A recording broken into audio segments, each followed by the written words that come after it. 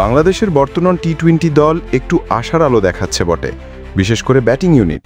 হুটহাট বিপর্যয় ছাপিয়ে ব্যাটাররা যেন টি-20র মেজাজটা বুঝতে শুরু করেছেন। ছক্কা হাঁকানোর মাত্রা বেড়েছে সাম্প্রতিক সময়ে, আর ব্যাটারদের ইতিবাচক পরিবর্তনটা প্রভাব ফেলেছে স্ট্রাইক রেটেও। 2010-2019 এই সময়কালে টি-20তে সর্বাধিক স্ট্রাইক রেট ছিল লিটন দাসের। 138.46 স্ট্রাইক রেটে তিনি ব্যাটিং করেছিলেন। কিন্তু বিগত 5 বছরের মধ্যে স্ট্রাইক রেট বেশ নিম্নগামী লিটনের। নিদেন পক্ষে 200 বল মোকাবেলা করা ব্যাটারদের সেরা 5-এ জায়গা হচ্ছে না লিটনের। তার বর্তমান স্ট্রাইক রেট 121.77। যদিও বর্তমান দলে তিনি সর্বাধিক বল মোকাবেলা করেছেন। 1474 বলে লিটনের রান 1795। সাম্প্রতিক সময়ে ওপেনিংয়ে আগ্রাসী ব্যাটিং করা পারভেজ হোসেন ইমনের স্ট্রাইক রেট 138.66। বর্তমান বাংলাদেশ দলে স্ট্রাইক রেট বিবেচনায় তিনিই রয়েছেন শীর্ষে। 269 বল মোকাবেলা করে 373 রান সংগ্রহ করেছেন তিনি।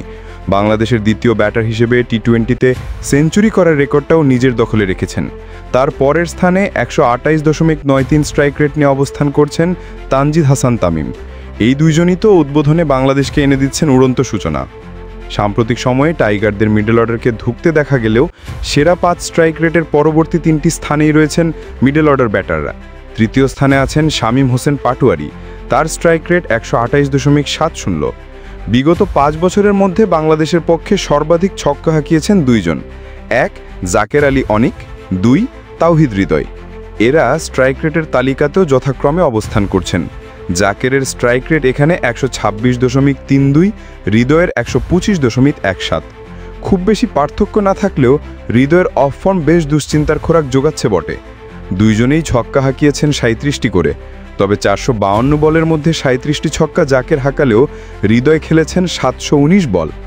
2010-19 ওই দশকে বাংলাদেশের সর্বোচ্চ স্ট্রাইক রেট লিটনের 138.46 হলেও বাকিদের অবস্থা ছিল শোচনীয়। মাহমুদুল রিয়াদ ব্যাট করেছেন 127.35 স্ট্রাইক রেটে। অন্যদিকে সাকিব আল হাসানের স্ট্রাইক রেট ছিল 124.58। নিদেন পক্ষে 200 বল মোকাবেলা করাদের মধ্যে এরাই ছিলেন শীর্ষে। অতএব বাংলাদেশ দলের আগ্রাসনের মাত্রায় যে পরিবর্তন এসেছে সেটা নিশ্চিত।